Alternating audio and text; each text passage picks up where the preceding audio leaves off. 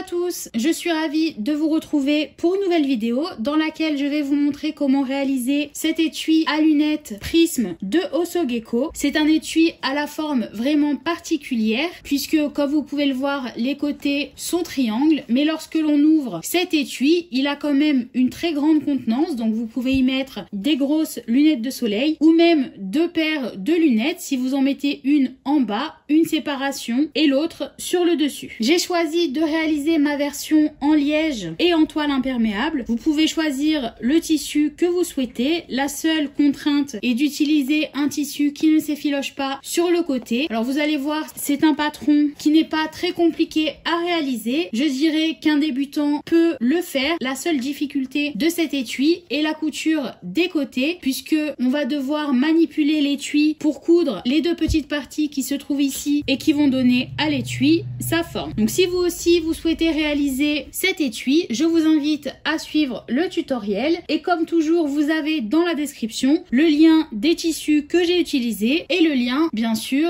du patron. Voici les pièces à découper pour cet étui. Vous allez couper deux pièces, une dans votre tissu extérieur et une dans votre tissu de doublure. Alors pour ces pièces vous pouvez utiliser le tissu que vous voulez, que ce soit du coton. Ici j'ai choisi du liège pour mon extérieur et une toile à sac fine pour l'intérieur qui me permettent de ne pas avoir besoin d'ajouter du thermocollant tissé. Si vous avez utilisé un tissu plus fin de type coton par exemple, il va falloir ajouter un thermocollant tissé sur chacune de ces pièces. Vous allez ensuite couper deux pièces de A et deux pièces de B. Attention, ces pièces sont à couper dans un tissu qui ne s'effiloche pas. Les bords resteront francs et ne seront donc pas cachés lorsque l'étui sera terminé. Il faut donc utiliser un tissu qui ne s'effiloche pas puisque sinon votre étui ne tiendra pas dans le temps. J'ai ici choisi d'utiliser du liège pour aller avec mon extérieur. Vous allez ensuite couper du décoville. Donc le gabarit est composé d'une seule pièce et j'ai coupé 4 pièces selon les repères qui sont présents sur le côté. Donc j'ai 3 pièces rectangles et une pièce qui elle est un peu plus triangle et qui correspond au rabat de mon étui. Vous pouvez choisir soit de couper une pièce de décoville selon le gabarit et de le couper ensuite ou d'utiliser des chutes, ce qui peut être pas mal puisque par exemple cette pièce est assez fine et vous permettra d'utiliser des petits morceaux de décoville que vous ne pouvez pas utiliser pour vos sacs. Pour ce qui est du reste du matériel, il vous faudra un bouton magnétique. J'ai également pris une chute de décoville qui me permettra de renforcer mon tissu à l'endroit où je vais ajouter mon bouton magnétique. Si vous n'avez jamais installé ce type de fermoir, je vous invite à suivre le lien qui se trouve dans la description qui vous emmènera vers une vidéo plus détaillée dans laquelle je vous montre comment installer ce type de fermoir. En option, vous aurez également besoin de votre étiquette avec votre logo. Il vous faudra également un briquet et une colle à tissu transparente. Les bords des pièces 2 resteront comme je vous le disais accrus et il va donc falloir les protéger, surtout si vous utilisez du simili ou du liège. On va donc brûler les bords et ajouter une colle transparente qui vont permettre de protéger le tissu qui se trouve en fait à l'arrière du liège ou du simili qui lui peut s'effilocher dans le temps à force d'utiliser l'étui. Vous aurez également besoin d'une craie ou d'un stylo, de clips, d'une paire de ciseaux, d'une règle et de scotch double face. Donc là encore vous n'êtes pas obligé d'utiliser du scotch double face. On va devoir faire un pli à un moment donné et comme mes tissus ne permettent pas d'être repassés pour marquer le pli, je vais utiliser du scotch double face pour que ce soit plus facile pour moi à maintenir en place, mais vous pouvez également utiliser simplement des clips si vous le souhaitez. Ma machine passe sans aucun souci à travers le scotch, je n'ai donc pas à m'inquiéter de savoir s'il sera sur mon chemin au moment de la couture. Pour commencer, on va passer à la préparation des bords des pièces numéro 2. Donc les miennes ont été coupées au laser, ce qui veut dire que les bords ont déjà été brûlés. Il faut simplement que j'ajoute ma colle anti-effilochage tout autour pour les protéger. Pour vous, il faudra d'abord les brûler. Donc vous allez prendre votre briquet et vous allez passer en faisant attention à ne pas trop brûler votre liège ou à ne pas faire fondre votre simili. Ça permet simplement d'enlever toutes les parties du tissu qui se sont effilochées au moment de la découpe. Et on va ensuite passer de la colle le long des bords. Donc avec celle-ci, j'aime bien l'appliquer avec l'applicateur qui se trouve au bout. Vous pouvez utiliser un pinceau ou un outil qui roule qui permet également d'ajouter de la teinture de tranche si vous le souhaitez. À noter que le petit côté sera recoupé par la suite, donc ce n'est pas nécessaire de le faire. Ici, je vais le faire de tous les côtés. Ça me permet d'être sûr que mes bords sont tous bien préparés pour attaquer la construction. Sur l'envers de ma doublure, j'ai fait une marque d'après le repère qui est présent sur mon gabarit et je vais y installer la partie mâle de mon fermoir magnétique. La partie mâle de mon bouton magnétique est maintenant installée. Je vais mettre ma doublure de côté. Sur mon extérieur, j'ai utilisé le même repère que pour mon bouton magnétique pour installer mon étiquette. Donc le repère correspond en fait au centre de mon étiquette. Mon étiquette mesure ici 2,5 cm de hauteur. J'ai donc mesuré 1,25 cm pour déterminer ce repère et pareil de l'autre côté, ce qui m'a permis d'ajouter mon étiquette. Alors attention, l'étiquette est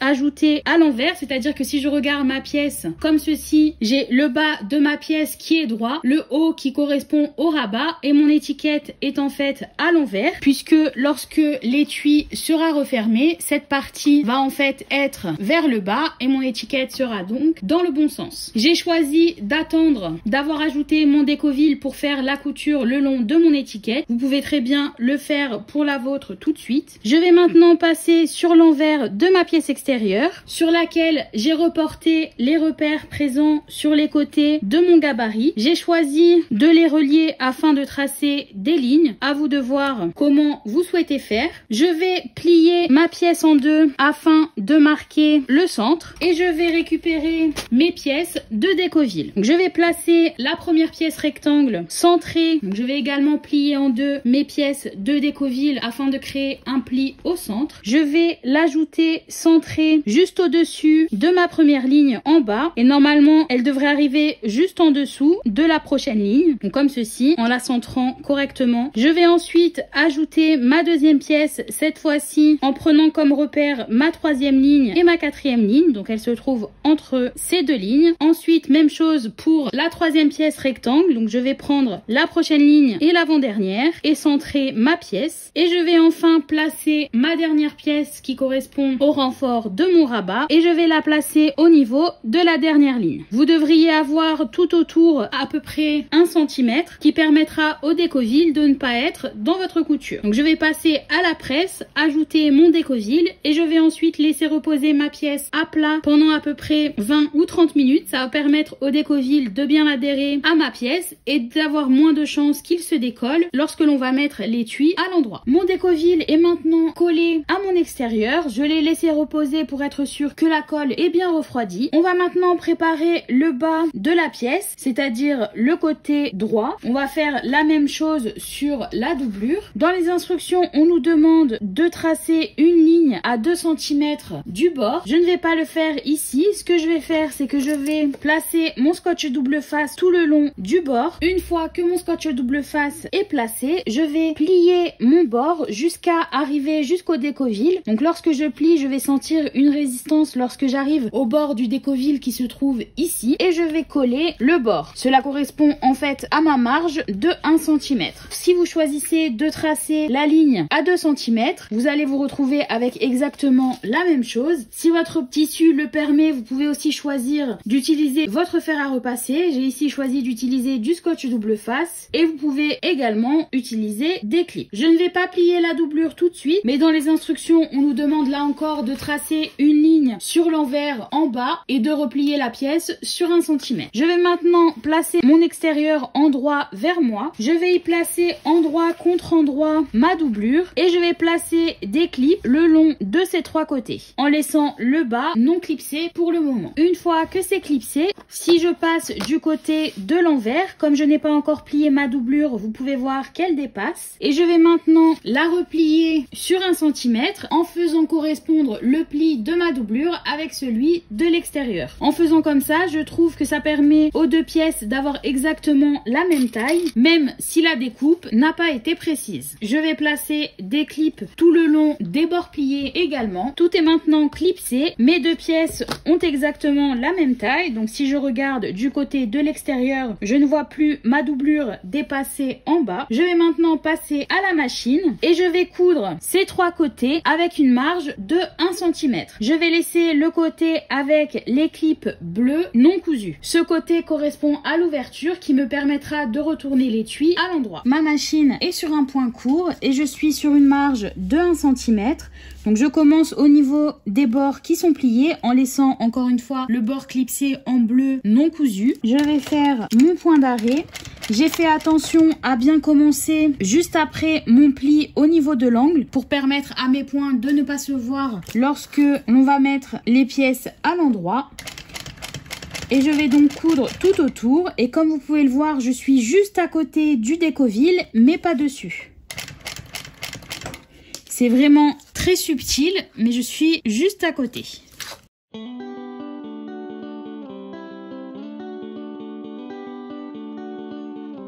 Arrivé à 1 cm du bord, je vais pivoter pour continuer ma couture en faisant attention à bien suivre la forme de mon rabat. Donc ici, je suis allée un petit peu trop loin.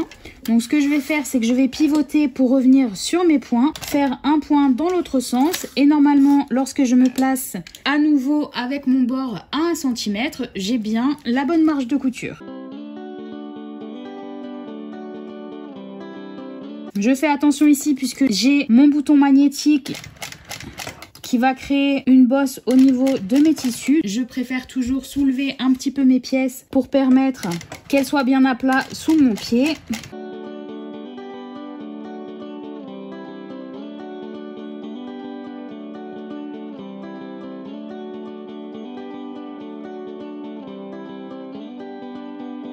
Et là, je suis arrivée juste avant la fin de mon pli, donc je vais faire mon point d'arrêt et couper mes fils. Maintenant que ma couture est faite autour, je vais réduire ma marge. J'ai récupéré mes ciseaux et je vais commencer juste après le pli pour la réduire et qu'elle mesure à peu près 3 mm.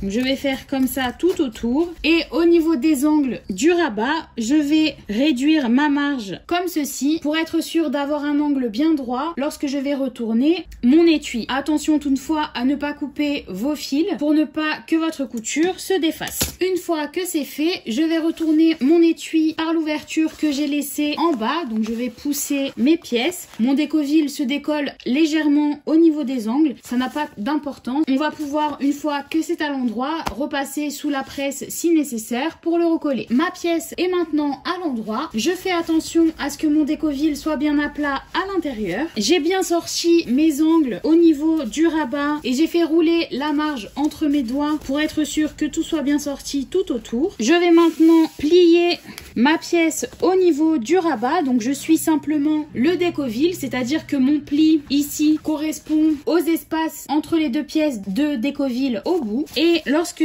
je fais mon pli, je vais faire un repère avec ma craie de chaque côté et revenir à plat pour tracer une ligne. Une fois que ma ligne est tracée, je vais coudre tout autour de mon rabat, c'est-à-dire que je vais commencer sur le côté ici, faire le tour et coudre au niveau de la ligne. Je vais en fait coudre ici entre mes deux pièces de décoville. Je vais également tout de suite marquer les plis qui correspondent à l'espace entre les autres pièces de décoville. Donc je vais avoir un deuxième pli puis un troisième. Lorsque je plie entre les pièces de décoville, ça forme en fait mon prisme, et en traçant une ligne et en faisant une couture entre chacune des pièces, ça va permettre au fil des utilisations, si le décoville se décolle, à ce qu'il ne glisse pas entre chaque espace. J'ai donc tracé mes deux lignes qui correspondent aux deux autres plis. J'ai placé des clips au niveau de l'ouverture en bas et autour de mon rabat pour être sûr que mes tissus ne bougent pas. Mon liège est beaucoup plus épais que ma doublure, donc ma doublure a tendance à vouloir sortir vers l'extérieur, et je vais donc maintenant passer à la machine. Je vais commencer ma couture sur la ligne de mon rabat.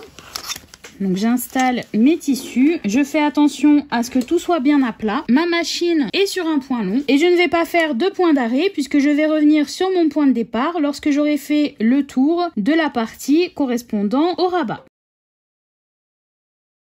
Lorsque j'arrive à 3 mm du bord, je soulève mon pied et je pivote et je vais continuer ma couture.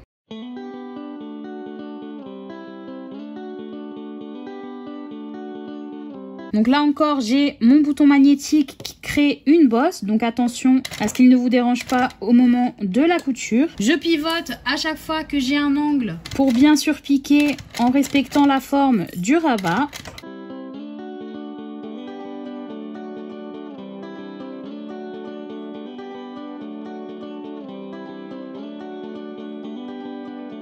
Je suis arrivée au niveau de la ligne, je soulève donc mon pied, je pivote et je vais continuer à coudre jusqu'à revenir sur mon point de départ.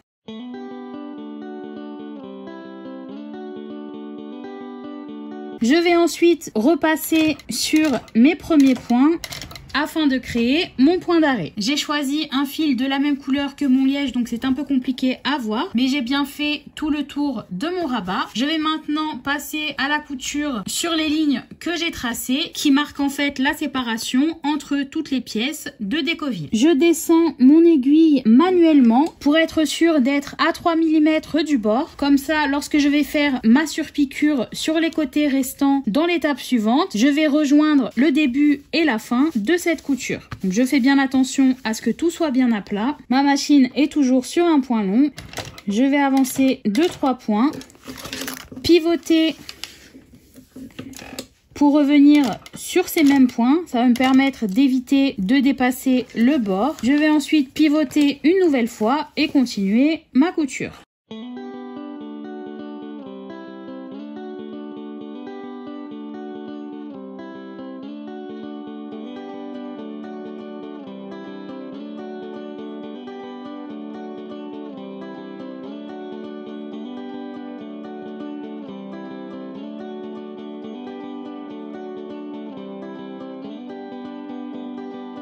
J'ai maintenant toutes mes séparations et ça va permettre un pliage encore plus facile de l'étui. On va maintenant installer la partie femelle du fermoir magnétique. Donc j'ai pris ma craie. Je vais mettre de la craie sur le bouton magnétique mâle. Donc normalement avec un peu de pression, vous avez la marque du bouton magnétique même sans craie. Mais on ne sait jamais selon les tissus. Et je vais fermer mon étui. Je vais au niveau du rabat plier le long de la couture que j'ai faite. Je vais ensuite plier le long des autres coutures et venir glisser le bas de ma pièce à ce niveau-là. Je vais placer des clips de chaque côté. J'ai tout aligné. Vous pouvez voir ici que le bord de mon étui s'emboîte bien pour former un prisme. Je vais maintenant appuyer au niveau du bouton magnétique. Donc j'ai passé mes doigts à l'intérieur pour ne pas que ça bouge. Et lorsque je soulève, j'ai une petite marque sur mon liège et je vais pouvoir installer la partie femelle en faisant attention à bien couper pour les branches uniquement mon extérieur. Ma doublure doit rester intacte. Mon bouton magnétique est maintenant installé. Je peux fermer l'étui et il a bien la forme voulue. Donc le mien est un petit peu écrasé mais il prendra sa forme une fois que tout sera fini. Je vais maintenant surpiquer le côté que l'on avait laissé ouvert. Donc c'est le moment d'ajuster votre doublure si celle-ci est plus petite ou plus grande que votre extérieur. Donc vous pouvez manipuler le pli pour permettre que tout soit bien aligné et je vais donc coudre tout le long avec une marge de 3 mm.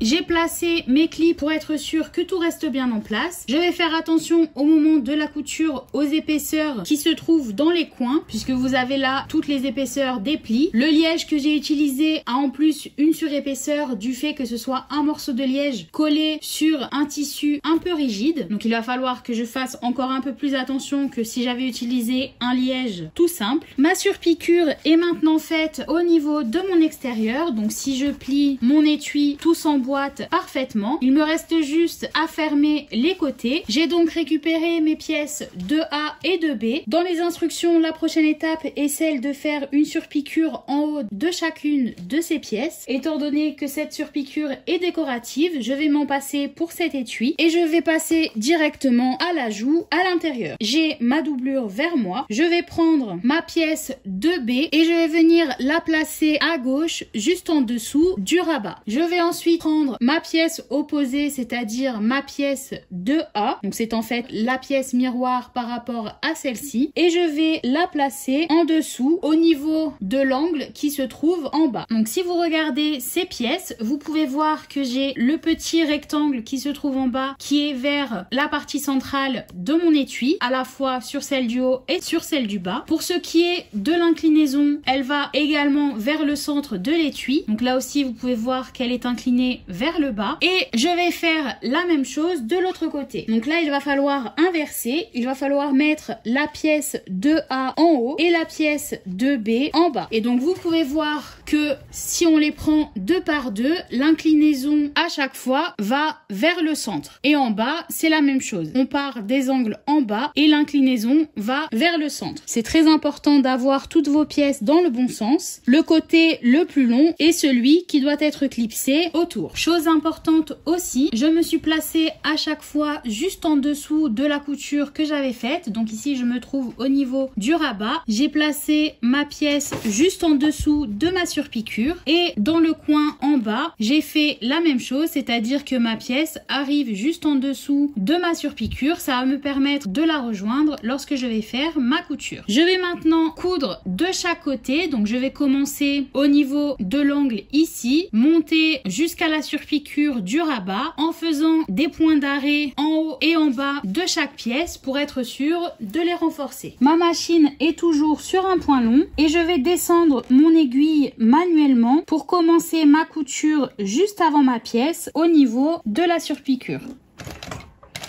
Et je suis encore une fois à 3 mm du bord. J'ai fait mon premier point d'arrêt au bout. Je vais maintenant faire le deuxième en bas de ma pièce et continuer ma couture à 3 mm.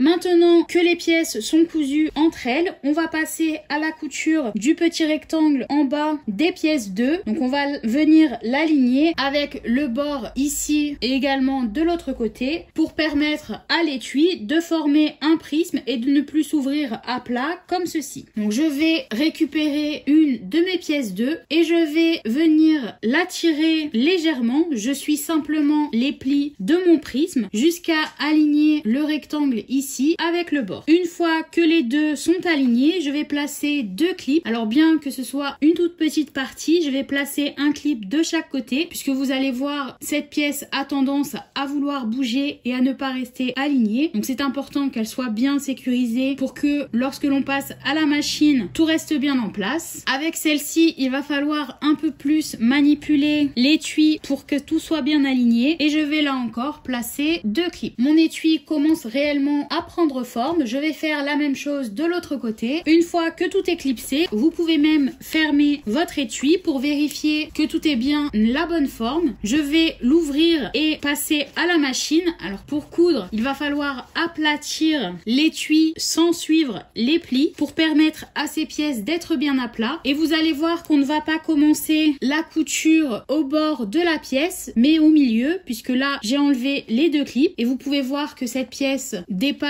maintenant et n'est plus alignée avec le bord puisque la forme particulière de cet étui fait que ces pièces ont tendance à vouloir bouger lorsqu'elles ne sont pas cousues. J'ai préféré enlever les clips de ma deuxième pièce pour l'instant puisqu'ils me gênaient lors de la couture. J'ai commencé au milieu, j'ai fait 2 points et là au lieu de faire une marche arrière, je vais avec mon aiguille dans mon tissu soulever mon pied, pivoter et je vais coudre sur les mêmes points que je viens de faire et ensuite aller jusqu'en haut de cette partie. Là encore, je pivote et je vais redescendre, ce qui va me créer mon point d'arrêt. Vous pouvez voir ici que ma pièce a légèrement bougé lorsque j'ai fait ma couture. C'est très minime. Je ne vais pas la défaire pour la refaire. C'est la partie, encore une fois, la plus technique de cet étui. Donc si vous n'y arrivez pas du premier coup, c'est tout à fait normal. Et je vais maintenant faire la deuxième partie. Donc je vais devoir aligner de nouveau ma pièce avec le bord. Et je vais faire une couture de la même manière. Donc je ne sais pas si vous pouvez bien voir, mais lorsque j'aligne le bord de cette pièce avec le bord de ma pièce extérieure, je pousse en fait à ce niveau-là, donc la partie qui n'est pas cousue de la pièce numéro 2 en créant ce petit pli à ce que le bord de cette pièce soit bien aligné. Je vous conseille d'utiliser un tournevis ou quelque chose qui vous permettra de maintenir tout ça en place. Là encore, je me suis placée au milieu de ma pièce. Je vais faire 2 points, pivoter et coudre l'autre partie. Mes 2 pièces sont maintenant cousues de ce côté. Je vais répéter la même opération de l'autre côté. Ça va être peut-être un petit peu plus compliqué à aplatir mon étui étant donné que l'autre côté est déjà cousu. Prenez votre temps et allez-y doucement pour être sûr que tout soit bien en place.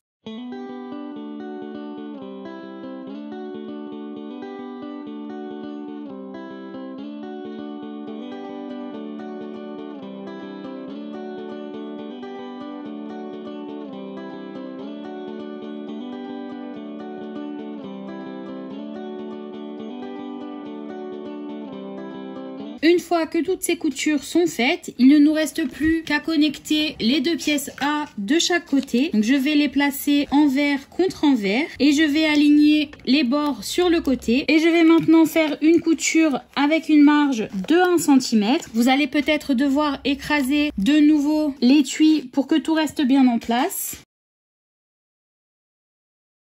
Ce que je trouve le plus simple est de placer mon étui droit sur le côté. Ça permet à mes pièces d'être bien à plat sous mon pied. Je vais répéter la même opération de l'autre côté, placer mes pièces envers contre envers, mettre des clips et faire une couture à 1 cm.